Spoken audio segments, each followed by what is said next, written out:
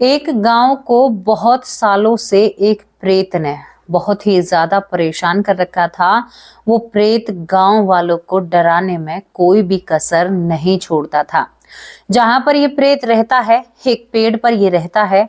अगर उस पेड़ के पास से कोई गुजरता है तो यहाँ पर ये उसके सामने कभी तो एक भैंसे का रूप लेता है, कभी हाथी का रूप लेता है, कभी शेर बनकर उसे खाने की कोशिश करता है और कई लोगों को इसने मार भी दिया है। इतना भयानक प्रेत होते हुए ये लोग उस गांव में रह रहे थे और उस प्रेत के डर के कारण शाम को रात के वक्त कोई भी अपने घर से बाहर नहीं निकलता है। यमुना किनारे ये गांव होता है, लेकिन दोस्तों कुछ दिन बाद इस गांव की हवा बदलती है। इस गांव में कुछ ऐसा बदलता है कि आप जब सुनोगे तो आपका दिल खुश हो जाएगा। यहाँ पर क्या बदला था, ये पूरी जानकारी हम आपको देंगे।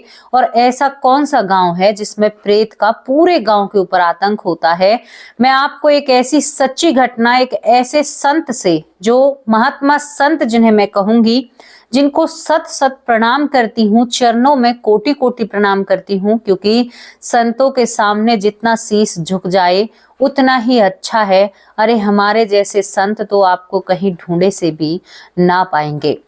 आज एक बहुत रोचक सी घटना, कैसे एक प्रेत एक संत के पास आते हैं और उनसे कहते हैं, यही प्रेत संत से आकर कहता है कि मुझे आपका शिष्य बनना है और मुझे आपसे कंठी धारण करनी है।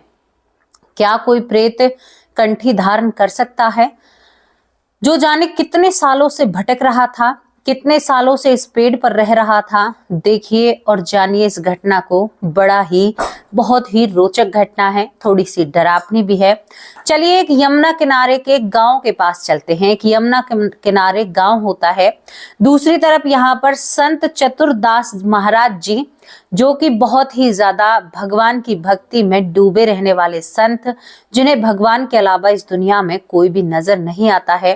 दोस्तों इस गांव में चारों तरफ हड़कंप मची हुई थी कि प्रेत ने बहुत परेशान कर दिया है। कभी कभी तो ये प्रेत गांव वालों के घर के पास जाकर बच्चे की तरह रोया करता था, इनसे इन्हें डराया करता था। इस प्रेत को मजा भी आता था गांव वालों को डराने में। कभी इनसे मांग करता था, मन करता था उसी व्यक्ति को ये मारने की क्षमता रखता है। इनके पशुओं को परेशान करता है। और देखो, आप सोच कर देखो, आप सो रहे हैं और रात को करीबन 1 या 1:30 बजे आपके घर के पास आकर कोई बच्चे की तरह रोए, कभी कभी किसी महिला की तरह रोए, बहुत जोर से चीख मारे, तो आप पर क्या बीतेगी। अब यहाँ पर जो संत चतुरदास जी महाराज होते हैं, प्रणाम करती हूँ उनको। जितना मुझसे अगर कोई गलती हो उनके नाम लेने में तो मुझे माफ करना, मैं बहुत सम्मान करती हूँ संतों का। अब इनका गुजरना होता है इस गांव के पास से। कहते हैं ना कि गंगा का आना हुआ और भागीरथ के सिर पड़ी। यहाँ पर ये कहावत बहुत फिट बैठते हुए नजर आती है। अब ये जो संत होते हैं, भगवान संत चतुरदास जी महाराज वहां से गुजरते हैं। दोस्तों जो ठिकाना यहाँ पर उस प्रेत का होता है, यानी जो पेड़ पर प्रेत रहता था, उसी पेड़ के नीचे संत भगवान अपने आसन मारकर और अपने विश्राम का वहां पर बंदोबस्त कर देते हैं, क्योंकि ये कभी गांव में नहीं डटा करते थे। अब कुछ लोग भी थे संत के साथ, वो कहते हैं कि अरे राम, अनर्थ हो गया भगवान। यहाँ पर संत महाराज चतुरदास जी कहते हैं कि क्या हो गया, ऐसा क्या हो गया यहाँ पर, आप ऐसा क्यों कह रहे हो। वो कहते हैं कि भगवान, आप तो ऐसी जगह पर आकर बैठ गए हो, यहाँ पर तो एक बहुत भयंकर प्रेत रहता है, गांव वालों को बहुत परेशान करता है। वो तो एक पल भी आपको रहने नहीं देगा, शेर बनकर आपको खा जाएगा, आपके शरीर के टुकड़े टुकड़े कर देगा। बहुत ही बेकार प्रेत है, लोगों को मारने में तनिक भी देर नहीं लगाता है। अब यहाँ पर भगवान संत चतुरदास जी कहते हैं कि क्या कह रहे हो, मुझे तो नहीं पता था। अब एक संत का जहां पर विश्राम के लिए हम जहां पर बैठ गए, वहां से हम नहीं उठ सकते। शाम का वक्त था। वो कहते हैं कि रात्रि के वक्त हम आगे चल भी नहीं सकते, क्योंकि हमारा प्रण है रात के अंधेरे में किसी जीव जंतु को हम नहीं मारना चाहते, क्योंकि जीव जंतु कीड़े मकोड़े चेटी हमारे पैरों से अगर कुचल गए तो ये भी हमारे ऊपर पाप बनेगा। अब तो जो होगा सो देखा जाएगा, मैं तो यहीं पर रहूंगा। लोग बहुत आग्रह करते हैं, महाराज आप यहाँ से उठ जाइए, गांव में चलिए, आपके लिए बहुत सारी व्यवस्थाएं की हैं, यहाँ पर आप पछताओगे, वो प्रेत आपको मार देगा, पूरे गांव को पाप लगेगा, उसने हमें तो परेशान कर रखा है, आपको भी परेशान करेगा। लेकिन यहाँ पर संत बिल्कुल भी नहीं मानते हैं। नहीं, मेरा जहां पर एक बार चिमटा गड़ जाता है या धूना लग जाता है, मैं वहां से नहीं उठता हूँ। अब तो देखा जाएगा जो होगा, मेरी मृत्यु अगर यहाँ पर है तो मैं यहीं पर मरूंगा। अरे मरना तो हमारी जिंदगी की दूसरी सीढ़ी है, आरंभ है, मरने के बाद भी आरंभ है, यानी समापन नहीं है। दोस्तों गांव वाले कई बार आग्रह करते हैं, लेकिन संत भगवान नहीं मानते हैं। जो ये संत होते हैं, गांव वाले कहते हैं कि भगवान हम तो आपकी सेवा करना चाहते थे महाराज, लेकिन आप ऐसी जगह पर रुके हैं, हम आपके पास कतई नहीं रुकेंगे। यहाँ पर चतुरदास जी कहते हैं कि बिल्कुल मत रुकिए, मैंने आपको रोकने के लिए कहा ही नहीं है, मैं अकेला रहूंगा और ना ही मैं किसी से सेवा पाना चाहता हूँ। गांव वाले आंखों में आंसू भर लाते हैं, अरे हमारे ऊपर क्या बीतेगी, हमें तो रात को नींद भी नहीं आएगी। दोस्तों यहाँ से गांव वाले चले जाते हैं, बड़े भारी मन में दुख के साथ जाते हैं। जैसे तैसे करके इस गांव में कोई संत आया था, उस संत को वहीं ठहरना था जहां पर भूत का बसेरा है। अब दोस्तों उस दिन ये जो प्रेत होता है, ये प्रेत भी कहीं भ्रमण करने के लिए गया था, अपने पेड़ पर नहीं होता है। संत भगवान नीचे बैठकर अपना आसन लगाकर पूजा ध्यान में विलीन हो जाते हैं। अब प्रेत आता है, प्रेत जैसे ही आगे बढ़ता है तो उसे अपने ठिकाने पर आज रोशनी नजर आ रही है, यानी जो ये संत चतुरदास जी हैं, इनके शरीर से प्रकाश निकल रहा था।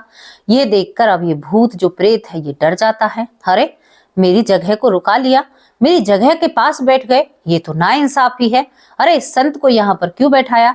अब चारों तरफ पेड़ के घेरा मारे, लेकिन भूत को अपने पेड़ पर नहीं जाया जाए। वो उसका कुछ बिगाड़ना चाहे संत का, लेकिन वो भी नहीं होता है, क्योंकि वो भगवताश्रय थे ना, भगवान का नाम लेते थे। और जिनके पास कंठी और तुलसी और जिनके पास ये चीजें होती हैं, जो भगवान का नाम लेते हैं यानी नाम जप करते हैं, उनका कोई प्रेत, उनका कोई भूत, उनकी कोई बाधा कुछ भी नहीं बिगाड़ सकते। जो भगवान के नाम का जाप करते हैं, आप दिन में भले ही 100 नाम लीजिए, 101 नाम लीजिए, ये तो मेरा भी विश्वास है, उनका प्रेत कुछ भी नहीं बिगाड़ सकते। हाँ प्रेत होते हैं, भूत भी होते हैं, पिशाच भी होते हैं, राक्षस भी होते हैं, लेकिन वो तभी होते हैं जब हमारे या तो हमसे कर्म बिगड़ रहे हैं या हम भगवान से दूर हैं, वो तभी हमारा बहुत कुछ बिगाड़ सकते हैं। अगर हम भगवान की शरण में हैं तो कोई माई का लाल हमारा बाल तक भी नहीं छू सकता। आप तो हमें परेशान करने की बात कर रहे हैं। अब प्रेत कभी तो घोड़ा बने, कभी हाथी बने, दहाड़े, लेकिन भगवान को ये बातें नहीं सुन रही थी, यानी चतुरदास जी को कोई भी आवाज नहीं सुनती है। प्रेत बहुत देर तक बैठता है, इंतजार करता है, भैया ये तो आज कोई मुझसे भी बड़ी शक्ति है, कोई संत है। इसके बाद ये प्रेत अपना दिमाग लगाता है। यहाँ से बहुत हास्य योग बात लगती है। प्रेत बड़ा बालकपन किसी कोई ऐसी घटना करता है, प्रेत अब गांव वालों के पास जाता है, बहुत जोर जोर से चिल्लाता है। पूरे गांव के लोग जगे हुए थे, चिल्लाता है, मेरा स्थान संत को किसने दिया, मेरी जगह पर संत को किसने बिठाया, मैं उसको नहीं छोड़ूंगा। बताओ जी, मेरे घर पर अपना कब्जा कर लिया, कैसा संत है रे, मेरे घर को रुका लिया, मैं नहीं छोड़ूंगा। अब संत को नहीं हटाया तो मैं यहाँ पर रहूंगा, इस गांव में रहूंगा, तुम्हारे पास रहूंगा, तुम्हें रहने नहीं दूंगा। किसी के घर के पीछे जाकर रोए, किसी के घर के पीछे जाए और कहे कि भाई मेरा घर दो, मुझे मेरा घर चाहिए, ये तो बहुत गलत बात है। इसी तरह की वो बातें करता रहता है। यहाँ पर जो गांव वाले हैं वो रोए और अपने बिस्तरों में चुप किच्ची मारकर पड़े रहें, बहुत परेशान हो जाएं, भाई हम करें तो करें क्या। हाँ पूरी रात तक ये गांव वालों को सोने नहीं देता है जो प्रेत होता है। अभी चलो मेरे पेड़ को खाली करवाओ, तुमने एक संत को, एक ढोंगी को मेरे पेड़ नीचे कैसे रख दिया, वो तो मेरा घर है। अच्छा संत जी को ढोंगी कहें। गांव वाले समझ चुके थे कि बाबा तो बहुत पहुंचे हुए हैं, जो एक प्रेत बाबा को यानी छू तक नहीं पाया। कुछ लोग सोचते हैं शायद बाबा को सुबह देखेंगे, बाबा के साथ क्या हुआ। इसी तरह से पूरी रात निकल जाती है, गांव वाले पूरी रात नहीं सोते हैं।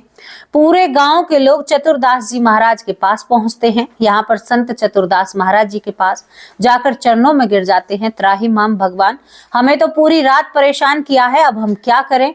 वो प्रेत तो हमारे पास रहा है। दोस्तों, प्रेत भी एक तरफ खड़ा होकर ये सारी बातें सुनता है। अब यहाँ पर जो चतुरदास महाराज जी होते हैं वो कहते हैं, तुमने एक बात देखी, मैं भगवान को मानता हूं और भगवान की शरण में हूं, तो प्रेत मेरा कुछ भी नहीं बिगाड़ पाया। और तुम भगवान को नहीं मानते हो, तुमने कंठी धारण नहीं की है, तुमने तुलसी रस धारण नहीं की है, तो तुम कैसे प्रेत से बच सकते हो। ये गांव वाले कहते हैं कि हम तो गुरुवर बहुत दिन से मतलब परेशान हैं, हमारे दादा हर भी परेशान होते आए हैं, ये प्रेत यहीं पर रहता है, इसे ना ही तो मुक्ति मिलती है, अगर कोई उपाय हो तो बताइए। यहाँ पर ये संत कहते हैं, जो संत चतुरदास जी हैं, कि भाई तुम सब कंठी बांधो, गले में कंठी धारण करो, भगवान का नाम का जाप करो, मैं देखता हूं तुम्हें कोई प्रेत कैसे छूता है। दोस्तों, अब यहाँ पर सभी लोग बारी बारी से संत जी से कंठी धारण करने के लिए आते हैं और एक संत ने पूरे गांव को कंठी धारण करा दी। पूरा गांव अब भगवत आश्रय में लग जाता है। अब प्रेत घबरा जाता है, भैया अब तक तो एक ही मेरी जान का फंदा बना हुआ था, उसने मेरे पेड़ पर कब्जा कर लिया, अब इस गांव वालों को भी मैं परेशान नहीं कर सकता। दूसरी रात होती है, पूरे गांव ने कंठी धारण की, शाम के वक्त भगवान के नाम का जाप किया। भगवान के नाम का जाप किया तो अब किसी के भी घर में संत ये जो प्रेत है वो प्रवेश ना कर पाए। और आज यहाँ पर जो चतुरदास महाराज है वो आज भी नहीं जाते हैं, आज भी उसी पेड़ नीचे बैठे हुए रहते हैं, वो अपनी भजन ध्यान में खोए हुए रहते हैं। प्रेत पूरी रातों भटकता है, पूरे गांव में रोने लगता है, संत जी से दूर बैठता है, रोता हुआ कहता है कि आपने तो बहुत गलत किया है, मुझे तो अनाथ कर दिया, इस गांव वालों को तो मैं अपना मानता था, इनको परेशान कर कर या इनको दुखी कर कर मेरा टाइम कट रहा था, मैं कहाँ जाऊं, आपने तो मेरा घर भी छीन लिया, मेरे परिवार वाले भी छीन लिए, अब मैं कहाँ जाऊं। संत भगवान, अरे ये भी अनर्थ हो गया, ये भी मुझसे पाप बन गया। अब यहाँ पर मतलब फेस टू फेस जो चतुरदास जी महाराज हैं आमने सामने उस प्रेत से बात करते हैं। वो कहते हैं कि भैया तुम यहाँ पर कैसे आए।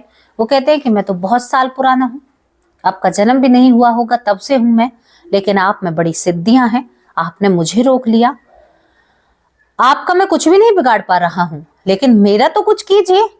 अब तो मैं गांव वालों से भी बात नहीं कर सकता, जब तो उन पर मैं अपनी मन मर्जी चलाया करता था, उनको परेशान किया करता था। अब यहाँ पर ये संत कहते हैं कि भाई तुम्हारा उद्धार तो तभी हो सकता है, गांव वालों की तरह तुम भी कंठी पहन लो।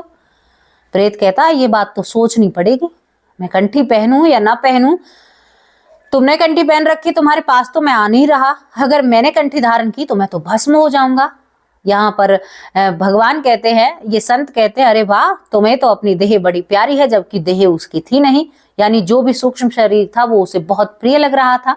दोस्तों, ये बात बड़ी हैरान करने वाली होती है। अब प्रेत कहता है कि भाई मैं 2 दिन लेता हूं सोचने के लिए। अब 2 दिन तक प्रेत बड़ा परेशान उदास, किसी को परेशान करे ना, कोई मिले ना, संत भगवान भी परेशान करने के लिए ना मिले, इधर उधर प्रेत भटकता है। शाम को ही आ जाता है, कहता है कि घर में मोढ़ा डेरा जमा कर बैठा हुआ है, मैं जाऊं तो जाऊं कहाँ, ला तेरी कंठी को ही धारण करूंगा, मैं तो परेशान हो गया, बिना किसी से बात करे, बिना किसी को डराए। दोस्तों, यहाँ पर चतुरदास जी जैसे ही उस प्रेत को कंठी पहनाते हैं वैसे ही वो प्रेत भस्म हो जाता है और वहां पर एक डोला आता है, यानी प्रेत को मुक्ति मिल चुकी थी तुलसी के 2 पत्तों से, और यहाँ पर कंठी थे। जब कंठी पहनी जाती है तो यहाँ पर उसके लिए रथ आता है। रथ जैसे ही आता है, ये प्रेत चरणों में गिरकर कहता है कि आपने मुझे मुक्त कर दिया, मैं तो जाने कितने अनंत कालों तक यहाँ पर भटकता रहता, मेरी करनी इतनी बुरी है, लेकिन कितनी अच्छी है संतों की महिमा, वो मैंने आज आपसे जानी है, आपसे समझी है, आपने तो मुझे धन्य कर दिया। धन्य हो आप ऐसी आत्मा जो इस धरती पर घूम रही हो, भ्रमण कर रही हो, जाने कितने लोगों का भला होगा। अरे आपने तो पूरे गांव को ही कंठी पहना दी, पूरे गांव को ही भगवत आश्रय में लगा दिया। गांव पूजा क्यों करता है? प्रेत के डर के कारण। दोस्तों, प्रेत चला जाता है, लेकिन फिर भी चतुरदास जी भगवान कहते हैं, संत जो होते हैं, कि भाई अगर तुम्हें भूत और प्रेत से बचना है तो तुम्हें भगवत जाप यानी भगवान का नाम जरूर करना होगा, वरना तुम्हें कोई भी नहीं बचा सकता। ये पूरा गांव डर के कारण भगवान का नाम लेता है और इस गांव में लोगों को भगवत प्राप्ति हो जाती है एक संत के कारण। कहते हैं ना, जहां पर संत गए वहां पर संतों ने अपनी वाणी फैलाई, संतों ने लोगों को सही किया, संतों ने लोगों के लिए बहुत कुछ किया। तो संत पूजनीय तभी माने जाते हैं, एक संत ही इतनी क्षमता रख सकता है। तो ये एक ऐसी घटना थी जिस घटना को सुनकर कति दिल खुश हो जाता है। यहाँ पर कहते हैं कि ऐसी चीजें बहुत कम जानने को मिलती हैं और ये संतों की महिमा है। आपको ये कहानी, ये घटना कैसी लगी, इसके बारे में आप लोग अपनी राय कमेंट बॉक्स में रख सकते हैं। उस प्रेत के बारे में भी, ये सच्ची घटना है, ये संत सच के हैं और ये पूरी जो घटना मैंने आप लोगों के सामने रखी ये सच्ची है। ये घटना आपको कैसी लगी उसके बारे में जरूर लिखकर भेजना। अब मैं अपने परिवार का नाम लेती हूँ, जो मेरा प्यारा परिवार है। सबसे पहले श्रद्धा शर्मा, मेरी प्यारी बहन, जो हमेशा बहुत अच्छाई के लिए, कल भी उन्होंने कहा कि आप, उनको मेरी बीमारी अब भी याद है, उन्होंने कहा कि आप कल पहले बीमार हो गई थी तो अपना ख्याल रखना, अब सर्दी आ गई है। बहुत बहुत धन्यवाद मेरी प्यारी बहन, थैंक यू। पुरुषोत्तम नागी, बहुत बहुत धन्यवाद भाई जी, तहे दिल से आपका शुक्रिया अदा करती हूँ। धारी सिंह, बहुत बहुत धन्यवाद, बहुत अच्छा कमेंट किया आपने। रमन जी बहुत अच्छे कमेंट करते हैं। पिंकी, बहुत बहुत धन्यवाद प्यारी बहन। मंजू चौधरी, बहुत प्यारी बहन है, बहुत अच्छे कमेंट करती हैं। गीता उपाध्याय, मेरी बहुत प्यारी बहन है, बहुत अच्छे कमेंट करती हैं। लूना राम मोदी, बहुत प्यारे भाई हैं। संजोग, बहुत बहुत धन्यवाद। नंदा दास, बहुत अच्छे भाई हैं। सीमा राठौर, बहुत अच्छी बहन है। हीरा कुमारी भाई हैं मेरे, बहुत अच्छे भाई हैं, बहुत अच्छे कमेंट करते हैं। हीरा कुमारी इनकी आईडी पर नाम है। डॉक्टर सुरेश सोनी मेरे बड़े भाई हैं और शिकायत कर रहे थे कि मैं आपके कमेंट का जवाब नहीं देती। नहीं भैया, मैं आपके कमेंट का जवाब देती हूँ। तुलसी शर्मा मेरे भाई हैं। सुमित्रा पौर मेरी बहन है। अंजलि, कैसी हो प्यारी बहन, बहुत बहुत धन्यवाद आपका। कृष्णा यादव, बहुत बहुत धन्यवाद। ब्रजलाल ट्रंक, बहुत बहुत धन्यवाद। पवन भाई कैसे हो। अंजना कुमारी, बहुत बहुत धन्यवाद। मधुपमन माँ है मेरी, बहुत अच्छे कमेंट करती हैं। केशव ललिता, बहुत बहुत धन्यवाद। रीता देवी, बहुत बहुत धन्यवाद। नीलम विक्रम, बहुत बहुत धन्यवाद। हरिओम भाई कैसे हो, बहुत बहुत धन्यवाद। किरण शर्मा, बहुत अच्छी बहन है। अजीत भाई, बहुत बहुत धन्यवाद। कमलेश बेस्ट, बहुत अच्छे कमेंट करते हैं। महेंद्र पांचाल, बहुत बहुत धन्यवाद। विनोद पाटिल, बहुत अच्छे भाई हैं। गुलजारी लाल, बहुत बहुत धन्यवाद। सीताराम, बहुत बहुत धन्यवाद। आशा गुप्ता, बहुत प्यारी बहन है। किरण वालिया, बहुत अच्छी बहन है। केबी ज्यादा राजकोट, राज नारायण शर्मा, सुरेंद्र कुमार, सुरेंद्र पाल कौर, सुनील सैनी, बहुत बहुत धन्यवाद। बेटी का बॉस कैसी हो प्यारी बहन। जगत डागर, बहुत बहुत धन्यवाद। हमारी एक माँ है जिनके बारे में मुझे कल पता चला है, जो बहुत ही ज्यादा बीमार रही, अक्टूबर से लेकर नवंबर, मतलब उनका पूरा सीजन बीमारी में गया है, 1 महीने का। माँ, मुझे बहुत दुख हुआ, आप इतनी बीमार हैं। सीता मौर्य माँ, आप अपना ख्याल रखा करिए, अपनी सेहत का ध्यान रखा करिए। मुझे बहुत दुख हुआ यह सुनकर। भगवान मेरी माँ को जल्दी से स्वस्थ करें। और बीमारी किसी में कुछ भी नहीं छोड़ती है, क्योंकि मुझे पता है, मैं बीमार हो चुकी हूँ। सुरेंद्र पाल कौर, बहुत धन्यवाद, मेरी प्यारी बहन, बड़ी बहन है। यहाँ पर जगत डागर, बहुत अच्छे भाई हैं। योग माया साहू, बहुत अच्छे कमेंट करती है। एश कुमार, बहुत बहुत धन्यवाद। अजय अग्रवाल, बहुत अच्छे भाई हैं। विक्रमजीत सिंह, बहुत बहुत धन्यवाद। देही दास, बहुत बहुत धन्यवाद। पप्पी शर्मा, बहुत अच्छे भाई हैं। अलका मिश्रा, बहुत बहुत धन्यवाद। जया, बहुत अच्छी बहन है। कृष्णा, बहुत बहुत धन्यवाद। अनिल व्यास, बहुत अच्छे भाई हैं। भूप सिंह भाई, बहुत अच्छे भाई हैं। तारक चंद पलवल से हैं। वंदना चंदेल, बहुत प्यारी बहन है। सीमा अरोड़ा दिल्ली से मेरी बहुत प्यारी बहन है, बहुत अच्छे कमेंट करती हैं। यशवंती माँ, कैसे हो आप, बहुत अच्छे कमेंट करती हो। रंजीत कुमार मिश्रा, बहुत बहुत धन्यवाद। राजा राम भाई, बहुत अच्छे भाई हैं। भाई मेरे भतीजे और भतीजी कैसी हैं। नारायण स्वरूप, बहुत अच्छे भाई हैं। खुशी सिंह, बहुत बहुत धन्यवाद। हरीश नारायण, बहुत अच्छे कमेंट करते हैं। ललिता यादव, जो कि हरियाणा से है मेरी माँ, बहुत अच्छे कमेंट करती हैं। रश्मि, बहुत बहुत धन्यवाद प्यारी बहन। यहाँ पर बबीता सिंह दिल्ली से, वो भी बहुत प्यारे कमेंट करती हैं। ऐश्वर्या माँ, आप कैसे हो। जय श्री सोलाटू, बहुत बहुत धन्यवाद। गीता उपाध्याय, बहुत प्यारी बहन है। पूरे परिवार को तहे दिल से शुक्रिया अदा करती हूँ। मेरे प्यारे परिवार, आप सभी के साथ की वजह से मैं यहाँ पर हूँ और बहुत लोगों के नाम रह चुके हैं, उसके लिए मुझे माफ करना। अब आप लोगों से विदा लेती हूँ। कल हाजिर होंगे एक सच्ची अच्छी स्टोरी के साथ। तब तक के लिए नमस्कार, जय हिंद, जय भारत।